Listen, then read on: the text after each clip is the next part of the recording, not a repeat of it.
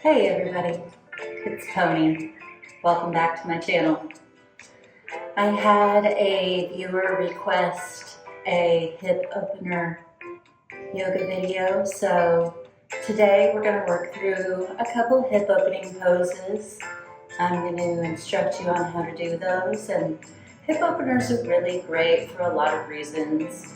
It's important for us to get flexibility through our hips to help stimulate the parasympathetic nervous system, but also emotions tend to be stored in our hips, so it can actually help release stored emotions in your body. So let's get started. I'm sorry, I've had a little bit of a cold lately, so I'm going to try not to cough. Let's start an easy pose, easy cross-legged pose. And just sort of rock back and forth on your sit bones, making sure you're making full contact with the ground. And let's come into this posture with a sense of grounding. And take a deep breath in. Hold it at the top. And open your mouth and exhale. One more inhale in. Hold it at the top. And exhale. Last time. Deep breath in. Hold it at the top. And open your mouth and let it go. Great. Now, let's lengthen our spine, pretending that we've got a string dangling our body from the ceiling. So our spine is long all the way from the tip of our tailbone to the crown of our head. And reaching your arms up next to your ears, dropping your shoulders away from your ears. We're going to, with a long spine, reach forward. And as you reach forward, bend your body forward at the hips and go as far as you are comfortable, just to your tender edge. So if you have to have your hands on the floor, that's fine.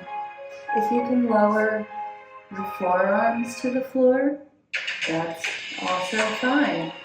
And if you can come all the way down and make a little pillow with your hands to rest your head on your hands, that's great. And let's take a few breaths in this posture. Inhale and exhale. And inhale, really try to feel that expansion in the little spaces between the ribs and your back. And exhale. One more deep breath. Inhale. And exhale, pushing into your hands and returning to a seated position. Now, gently unfold your legs and bring the soles of your feet together in front of you. You can have your legs closer into you, or you can have them a little further away from your body, about a foot away, whichever is most comfortable for you. And again, make sure your sit bones are in contact with the floor and your spine is long. And on the inhale, raise your arms up over your head. And on the exhale, stretching your arms forward, leaning as far forward as you can without being too terribly uncomfortable. This is a wonderful stretch for many different reasons. I feel it all the way through the outsides of my legs and the insides of my inner thighs, as well as my hips, but also it helps you get a little release in your lower back. And you can go ahead and come down as far as your own degree. It's your practice. You're not in competition with anyone. And let your head go, shaking your head no, and nodding your head yes. And make sure you're breathing into this pose. When I take deep breaths in this pose, I really feel a good stretch through my mid-back. And it really feels great to let that breath also help stretch you. And on your next inhale, plant your hands, push into your hands, and come back up to a seated position. Now we're going to spin our legs around behind us and come into tabletop all fours. And you can kind of do a couple of circles in tabletop, loosening up those joints and getting some fluid in your body. And come to stillness, resting on all fours. And then what we're going to do is take our right foot and bring it right to the outside of our right hand.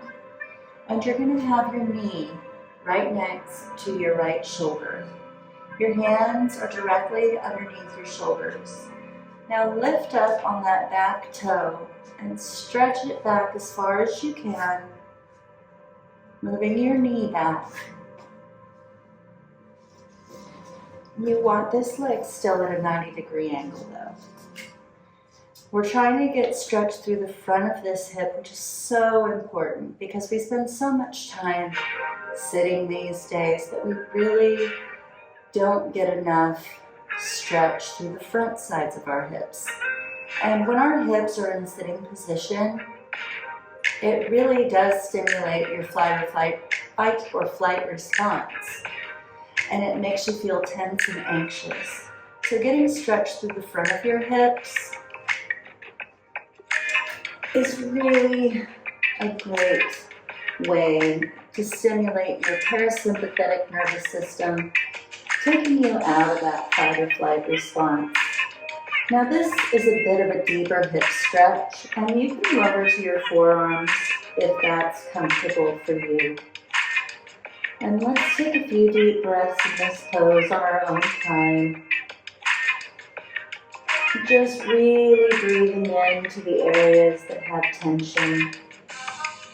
Now this is one of those spots where you might start to feel some emotions coming up. And if you do, that's okay. Just welcome them and witness them and allow them to pass. And on the next inhale, go ahead and plant your hands underneath you, coming all the way back up.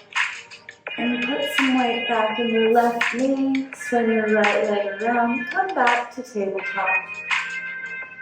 And you can kind of sway back and forth and feel the difference between your hips now that you've gotten some stretch through your left front hip.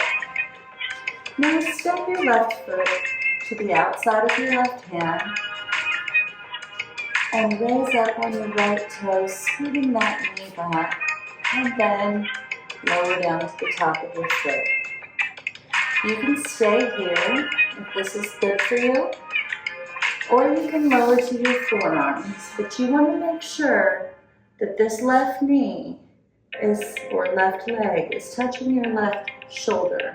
You want to keep this knee in, not have it out like this. And let's just go ahead and take a couple of deep breaths in this pose, welcoming this stretch and thanking gravity for helping us out here. This feels so wonderful to me. It's just not often enough that we stretch this way. And go ahead, pushing into your hands. Bring your left leg around, back into tabletop.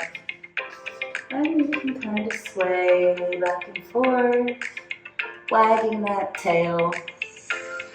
And then bring your right knee right behind your right wrist and swing your foot forward behind your left wrist.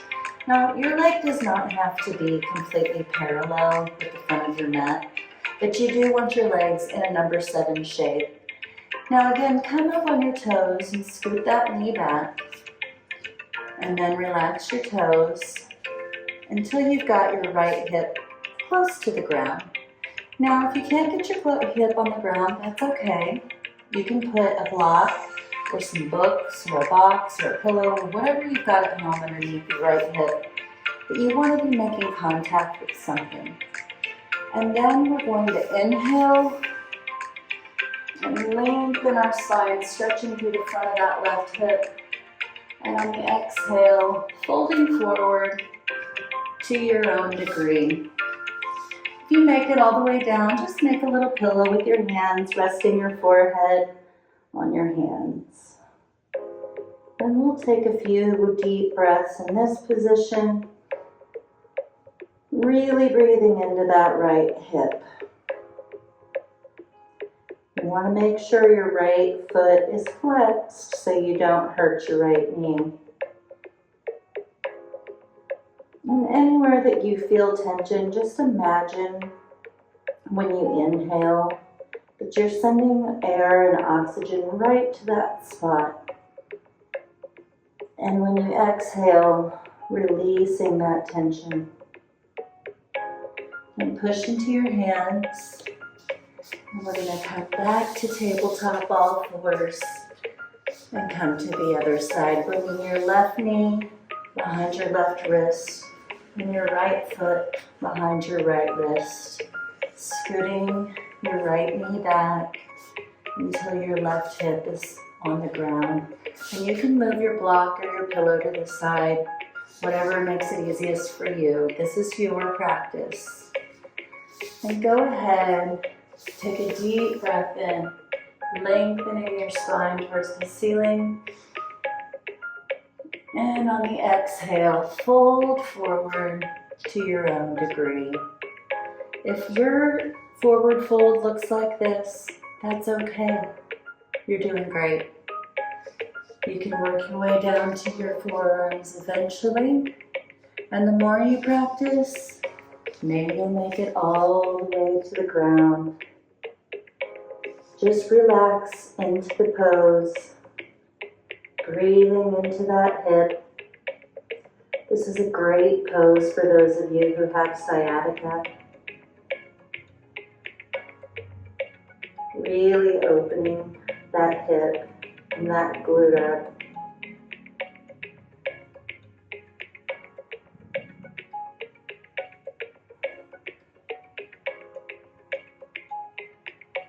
And on the next inhale, pushing into your hands and coming back to tabletop all four.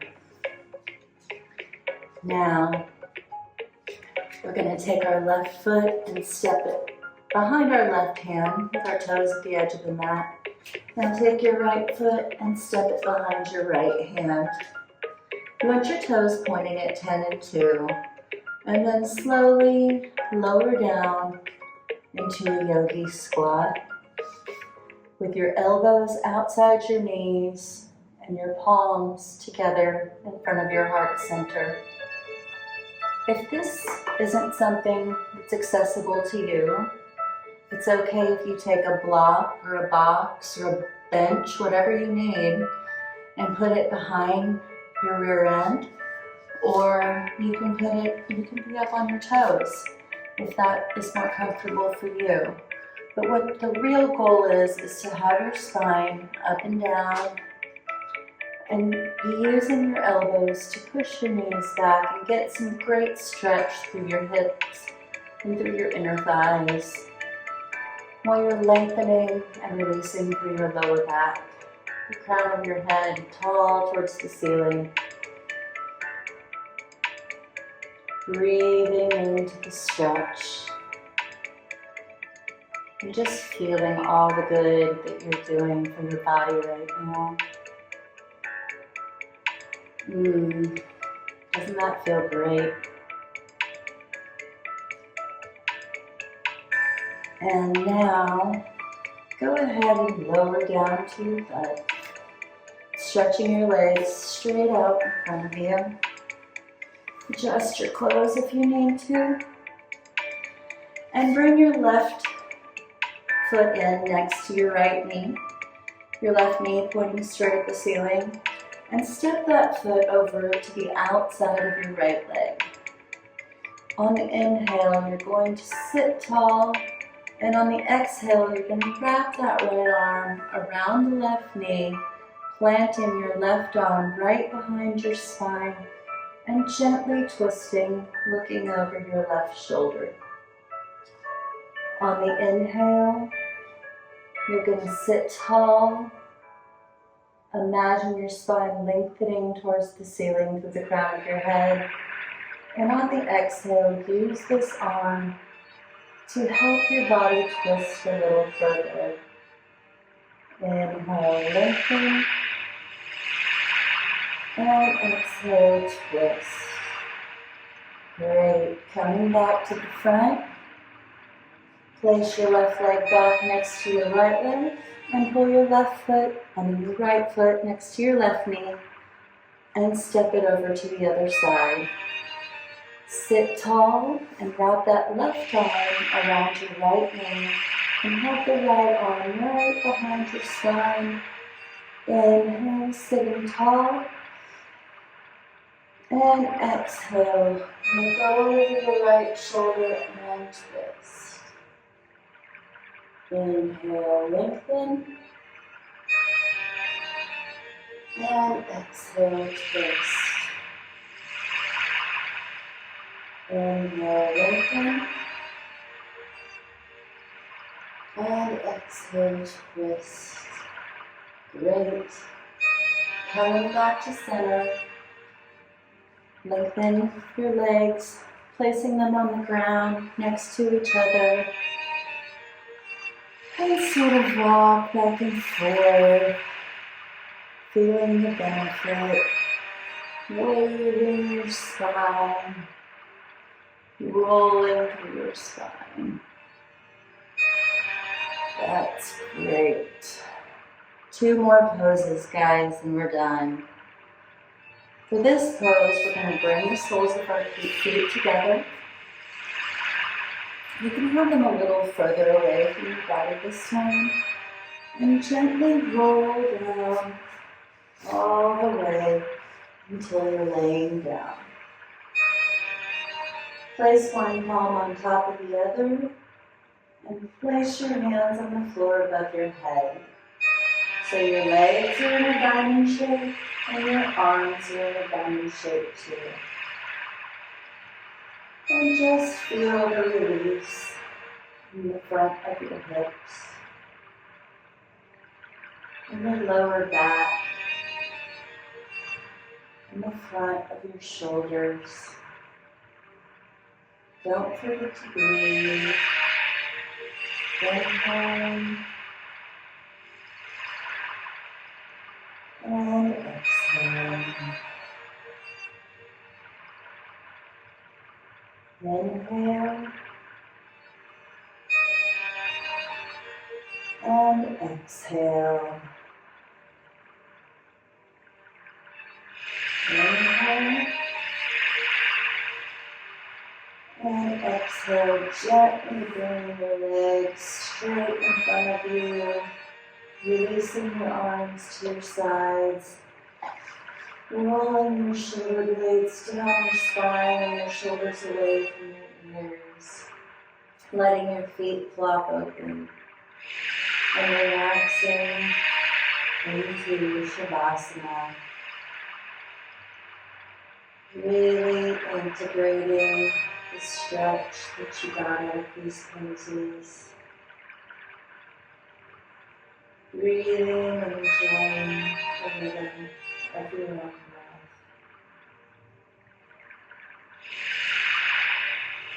Relaxing here for Just a few moments.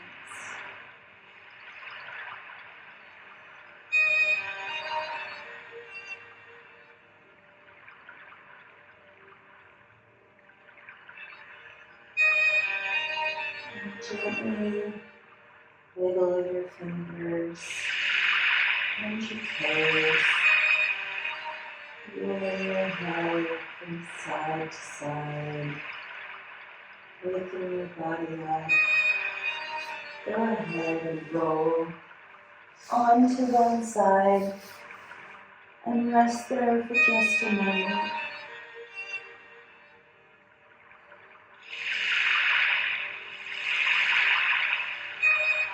Pushing through hand and returning to a seated position. Hip openers are wonderful, and I really, really hope that you enjoyed that and that you feel great. You can do these poses on your own anytime. I just wanted to give you a little guideline, little basis, little instruction so that you have a foundation for your own practice. If you like this video, please like, comment on it. Let me know what you liked and disliked or what you'd like to see more of, and share it with your friends. Make sure you subscribe to my channel and hit that little bell so you get notifications when I post new videos. I really appreciate you practicing with me. I'm Pony. Have a great day. Namaste.